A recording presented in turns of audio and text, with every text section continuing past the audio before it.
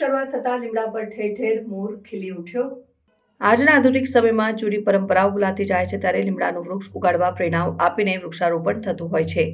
આજથી ચૈત્ર મહિનાની શરૂઆત થઈ રહી છે ત્યારે ચૈત્રમાં લીમડું આરોગવાની જૂની પરંપરા છે। આયુર્વેદ અને આરોગ્યની દ્રષ્ટિએ લીમડાનું ઘણું મહત્વ રહેલું છે અને ચૈત્ર મહિનો આવતાની સાથે શહેરના માર્ગો પર લીમડા પર મોર ખીલી ઉઠેલો નજરે પડે છે।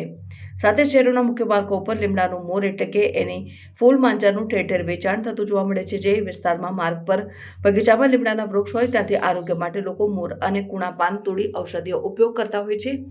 આયુર્વેદમાં લીમડાને ઔષધીય ગુણોથી ભરપૂર માનવામાં આવે છે। લીમડાના મોરને રાત્રે પાણીમાં રાખીને એ પાણી સવારે પીવાથી અનેક પ્રકારના રોગોમાંથી મુક્તિ મળે છે। ઉત્સવ તહેવારોમાં માર્ગો પર ચીજવસ્તુઓ વેચતા લોકો હવે દરેક ઋતુની માફક આવતી વસ્તુઓનું વેચાણ કરવા માંડ્યા છે। ત્યારે લીમડા વિશે જો જાણવામાં આવે તો ઘણા રોગોને લીમડાથી જ નષ્ટ કરી શકાય છે।